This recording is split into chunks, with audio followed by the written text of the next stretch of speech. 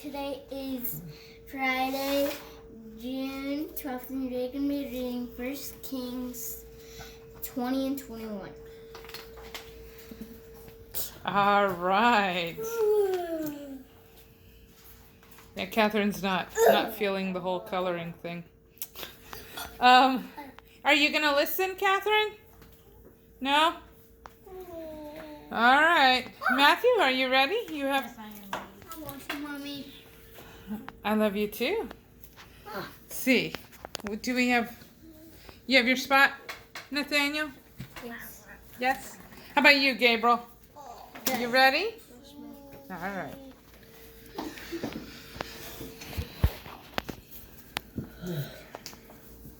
Ben-Hadad attacked Samaria. Now Ben-Hadad, the king of Aram, gathered his army together. 32 kings were with him, with horses and chariots, and he went up and besieged Samaria and fought against it. He sent messengers into the city to Ahab, king of Israel, and said to them, "Thus says Ben-Hadad, your silver and gold is mine, as are your most attractive wives and children."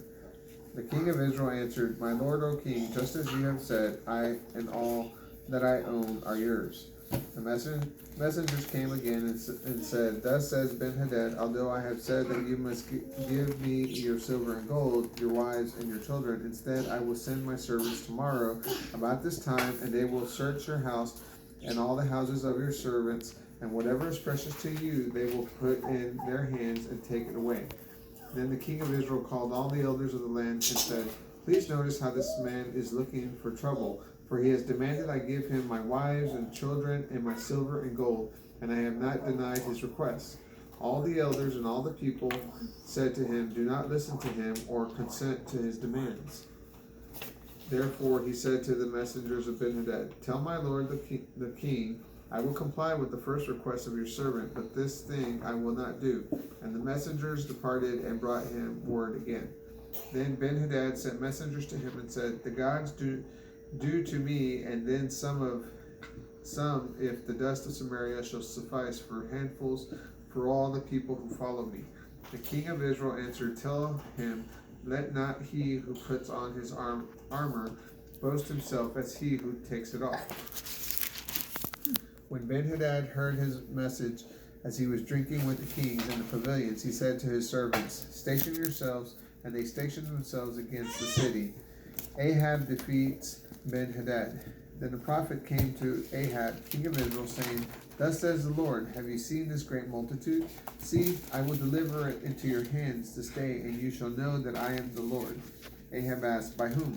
And he said, "Thus says the Lord, by the young leaders of the provinces." Then he said, "Who shall order the battle?" And he answered, "You." Then he counted the young leaders of the provinces, and they were 232. And after them he counted all the people, all the children of Israel, and had 7,000. They went out at noon, but Ben-Hadad and the 32 kings who helped him were getting drunk in the pavilions. The young leaders of the provinces went out first. When Ben-Hadad sent out scouts, and they told him, "Men of Samaria have come out." He said, If they have come out peacefully, take them alive, and if they have come out for battle, take them alive." So these young leaders of the provinces came out of the city, followed by the army. Each one killed his man, and the Arameans fled with Israel, pursuing them. But Ben-Hadad, the king of Aram, escaped on a horse with the horsemen. The king of Israel went out and attacked the horses and chariots, and killed a great number of Arameans. The prophet came to the king of Israel and said, "Go, strengthen yourself and prepare and see what you do, for next year the king of Aram will come up against you." The servants of the king of Aram said to him, "Their gods are gods of the hills. That is why they were stronger than us. But if we fight against them in the plain, we will surely be stronger than they. Do this: dismiss the kings, each from his position, and put commanders in their places, and assemble an army like the army that you lost, horse for horse and chariot for chariot, and we will fight them in the plain, and they will surely be stronger than they." And he listened to their advice and followed it.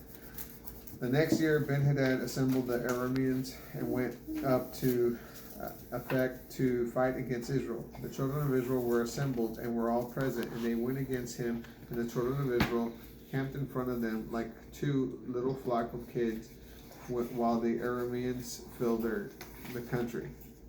A man of God came and spoke to the king of Israel and said, "Thus says the Lord, because the Arameans have said, the Lord is God of the hills, but he is not the God of the valleys. I will deliver all this great multitude into your hand, and you will know that I am the Lord."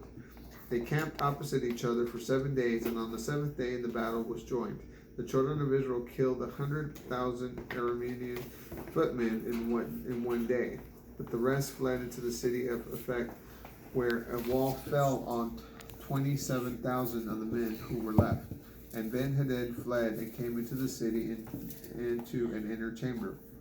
His servants said to him, "We have heard that the kings of the house of Israel are merciful kings. Please let us put sackcloth on our loins and ropes on our heads and go out to the king of Israel. Perhaps he will spare your life." So they girded sackcloth on the loins and put ropes on their heads and came to the king of Israel and said, "Your servant Ben-Hadad says, please let me live." And he said, "Is he still alive? He is my brother." Now the men were diligently looking for a positive sign and quickly took hold of it. And they said, "Your brother Ben-Hadad." Then he said, "Go, you bring him."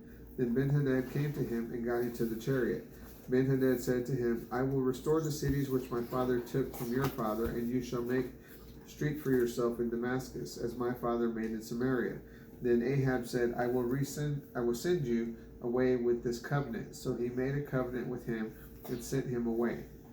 A prophet condemns Ahab. Speaking in the word of the Lord, a certain man of the sons of the prophet said to the neighbor, "Strike me, please." But the man refused to strike him. Then he said to him, "Because you have not obeyed the voice of the Lord, as soon as you leave me, a lion will kill you." And as soon as he left him, a lion found and killed him. Whoa. Then he found another man and said, "Strike me, please." And the man struck him so that he was wounded. So the prophet departed and waited by the road for the king and disguised himself with ashes on his face. As the king passed by, he cried to the king and said, "Your servant went out into the midst of the battle, and a man turned aside and brought a man to me and said, 'Keep this man, and if by any means he goes missing, then your life shall be given for his life, or else you shall pay a talent of silver,' as your servant was busy here and there. He disappeared. And the king of Israel said to him, so shall your judgment be. You have decided it yourself." He quickly took the ashes away from his face, and the king of Israel recognized him as one of the prophets.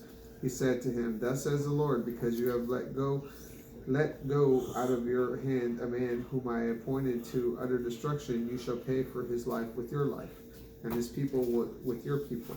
The king of Israel went to his house in Samaria, angry and depressed. Naboth's vineyard. Now Naboth the Jezreelite had a vineyard in Jezreel, right by the palace of Ahab, king of Samaria. And after this, Ahab spoke to Naboth, saying, "Give me your vineyard, so that I can have it for a garden of herbs, because it is near to my house, and I will give you a better vineyard for it. Or if you prefer, I will give you its worth of money." Naboth said to Ahab, "The Lord forbid that I should give you the inheritance of my fathers."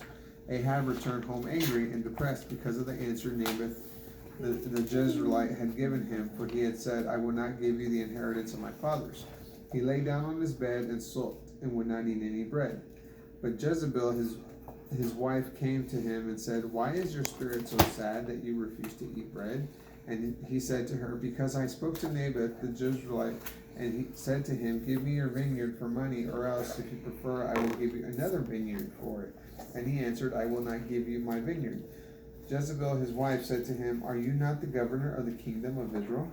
Get up and eat bread, and let your heart be happy, for I will get the vineyard of Naboth the Jezreelite for you.' So she wrote letters in Ahab's name, and sealed them with his seal, and sent the letters to the elders and to the nobles that were in the city where Naboth lived. In the letter she wrote, 'Proclaim a fast, and set Naboth on high among the people, and set 2 men, sons of Belial, before him to bear witness against him, saying, You blasphemed God and the king, and then carry him out and stone him so that he will die.'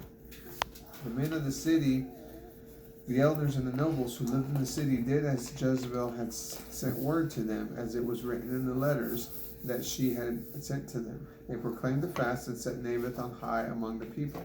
2 men, children of Belial, came in and sat in front of him, and the men of Belial witnessed against Naboth in the presence of the prophet, saying, Naboth blasphemed God and the king. Then they carried him out of the city and stoned him to death. And they sent word to Jezebel, saying, Naboth has been stoned and is dead. When Jezebel heard that Naboth had been stoned and was dead, she said to Ahab, Arise, take possession of the vineyard of Naboth the Jezreelite, which he refused to sell to you for the money. For Naboth is not alive, but dead. When Ahab heard that Naboth was dead, he got up to go down to the vineyard of Naboth the Jezreelite to take possession of it. The Lord condemns Ahab. The word of the Lord came to Elijah the Tishbite, saying, Arise and go to meet Ahab, king of Israel, who is in Samaria. He is now in the vineyard of Naboth, where he has gone down to possess it. You shall speak to him, saying, Thus says the Lord, Have you killed and also taken possession? And you shall speak to him, saying, Thus says the Lord, In the place where dogs lick the blood of Naboth's, dogs will lick your own blood. Ahab said to Elijah, Have you found me, my enemy? And he answered, I have found you, because you have sold yourself to work evil on the side of the Lord. See, I will bring disaster upon you, and will take away your posterity, and will cut off all your males, both free and slave, who are left in Israel, and will make your house like the house of Jeroboam, the son of Nebat, and like the house of Baasha, the son of Ahijah, for the provocation with which you have provoked me to anger and made Israel to sin. The Lord also spoke of Jezebel, saying, The dogs will eat Jezebel by the wall of Jezreel. Those from Ahab's family who die in the city will be eaten by dogs, and those who die in the field will be eaten by the birds of the air. But there were none compared to Ahab, who sold himself to evil deeds in the sight of the Lord, which Jezebel his wife stirred up. He performed the most abominable act in following idols like the Amorites, whom the Lord cast out before the children of Israel. When Ahab heard these words, he tore his clothes and put sackcloth on his flesh, and fasted, and lay in sackcloth, and walked meekly. The word of the Lord came to Elijah the Tishbite, saying, See how Ahab humbles himself before me. Because he humbles himself before me, I will not bring the disaster during his lifetime, but during his son's lifetime I will bring the disaster on his household. That is 1 Kings 20. Bye, have a great day. Please subscribe. If you enjoyed this video, please leave a like or a comment. Apple.